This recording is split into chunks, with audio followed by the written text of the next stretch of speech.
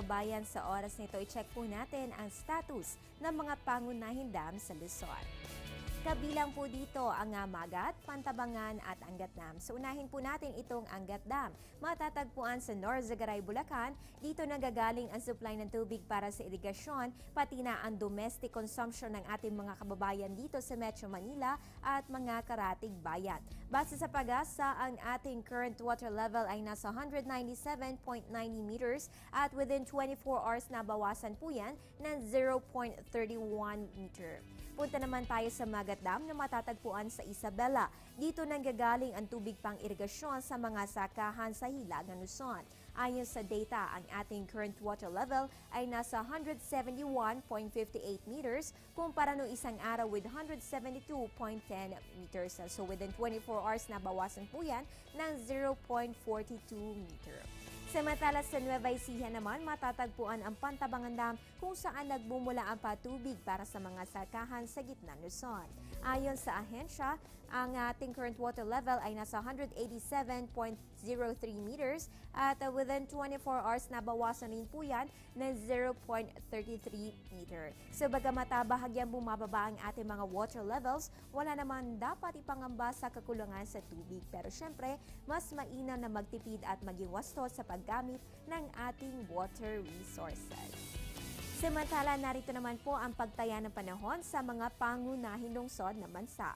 Simulan natin sa May Luzon. Dito po sa May Baguio City, inaasahan natin ang 15 to 26 degrees Celsius, habang ang Puerto Princesa ay may 22 to 33 degrees Celsius.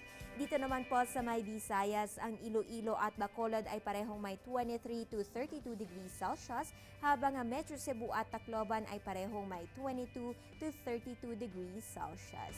At finally, dito po sa May Mindanao, asahan natin ang temperatura sa pagitan ng 21 to 31 degrees sa may Cagayan de Oro, habang ang Zamboanga City ay may 21 to 34 degrees Celsius. Ngayon, i-check naman po natin ang pagtaya ng panahon sa mga piling lungsod na bansa. Dito po sa May Rojas, maglalaro po ang temperatura sa pagitan ng 25 to 31 degrees Celsius, habang ang Dumaguete ay may 21 to 31 degrees Celsius.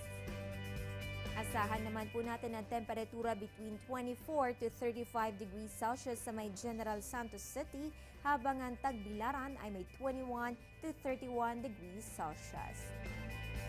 Narito naman po ang pagtaya ng panahon sa mga tourist areas ng Pilipinas. Ang Puerto Galera ay may 22 to 32 degrees Celsius, habang maglalaro ang temperatura sa pagitan ng 12 to 24 degrees Celsius sa may Banawe. Sa may Boracay, asahan naman po natin ang 24 to 31 degrees Celsius, habang maglalaro ang temperatura sa pagitan ng 22 to 32 degrees Celsius sa may Naga City at El Nido. Sa iba pang usapan, papalapit na po ang hot and dry season sa Pilipinas, kaya narito ang ating tag-init escapade featuring road trips in Luzon.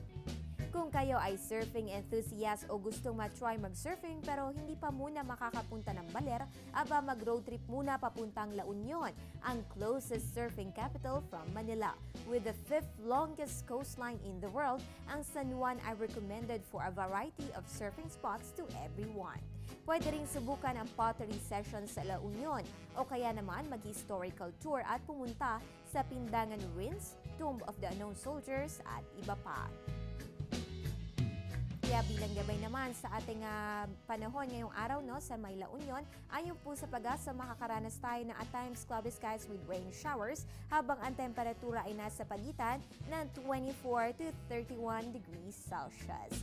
And just to get you going this vacation pero safe and healthy, narito po ang skin clock for tag-init. Tandaan na sun exposure between 10 a.m. to 4 p.m. ang pinakamasama for your skin.